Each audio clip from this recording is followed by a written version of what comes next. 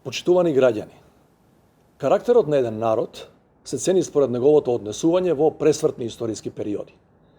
За време на Втората светска војна, кога поголемиот дел од Европа беше окупиран, а милиони луѓе беа обесправени, фашизмот на врвот на својата моќ изгледаше застрашувачки.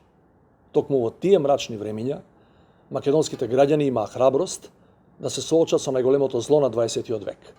На 11. октомври 1941 македонските партизани го означија почетокот на народно-ослободителната борба.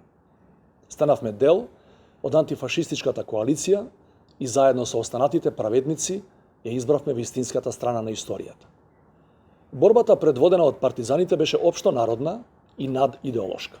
Во Народно-ослободителниот фронт беа обединети мажи и жени од различна етничка, верска, социјална и идеолошка позадина.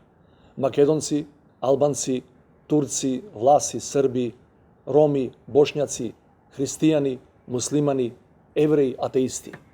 Сите заедно се изборија за слободна македонска држава, што подеднакво ќе им припаѓа на сите нејзини граѓани. И денес, во вонредни услови поради пандемијата, 11. октомври, го празнуваме со чувство на одговорност и огромна благодарност. Благодарни сме на хероите за нивната жртва, но имаме и одговорност да продолжиме да ја градиме Република Северна Македонија според концептот што тие ни го оставија во аманет. Бидејќи чувањето на слободата е важно еднакво колку и самиот чин на ослободување. Почитувани граѓани, тогаш поразен, фашизмот за жал се уште не е целосно искоренет. Оваа идеологија што ги исклучува различните, останува да биде најголемиот непријател на слободата на народот и вроденото достоинство на човекот. И денес треба да се бориме секој поединец, независно од неговата припадност, да биде безбеден и почитуван. Затоа што еднакво вредни делови на нашата човечност не се само нашите сличности, туку и нашите разлики. Антифашизмот е цивилизацијска придобивка, но антифашистички се и темелите на македонската држава. Како наследници на славната воена генерација, но денес и како дел од НАТО алијансата, со јасна европска перспектива, имаме одговорност да се спротивставиме на растечкиот расизам, дискриминација и неофашизам. А тоа се прави само на еден начин.